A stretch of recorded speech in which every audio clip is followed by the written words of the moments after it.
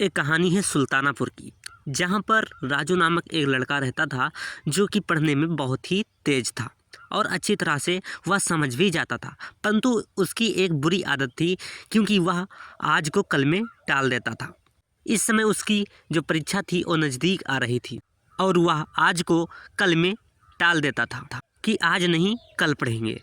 और जितनी बार वह पढ़ने बैठता उसे याद आता कि आज नहीं कल पढ़ेंगे, जिससे उसका जो सिलेबस था वो ख़त्म नहीं हुआ और उसकी जो पढ़ाई थी वो अधूरी रह गई।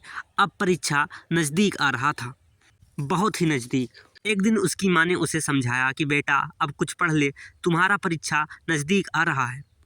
परंतु राजू ने कहा, माँ अभी बहुत टाइम है, हम पढ़ लेंगे। इतना कहकर उसकी माँ वहाँ से चली गई और वह सो गया। सुबह होते ही वह खेलने चला गया। फिर रात को आया।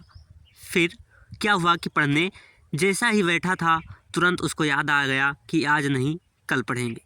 अब जब परीक्षा में सिर्फ 2 दिन रह गए थे तब अब जैसे ही राजू पढ़ने बैठा और किताब के पन्ने उल्टे तो उसका सिर चकरा गया, क्योंकि इतने सारे पाठ को 2 दिन में स्टडी करना नामुमकिन है।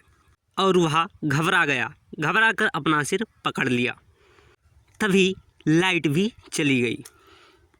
अब उसने मोमबत्ती को जलाकर पढ़ना शुरू किया। तभी उसे आज नहीं कल पढ़ेंगे ऐसा उसके मन में सूझा। अब कल एग्ज़ाम है।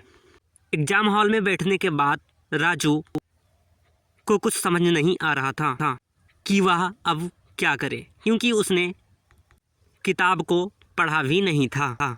और रिजल्ट आने के बाद उसने पाया कि वह फेल हो गया है। फेल होने के बाद वह अपने माता पिता के पास पहुंचा। उसकी माँ ने कहा, बेटा मैंने तुमसे कहा था कि कुछ पढ़ लो। फिर वह अपने दादा के पास गया और दादा से कहने लगा, दादा अब आप ही कुछ करो।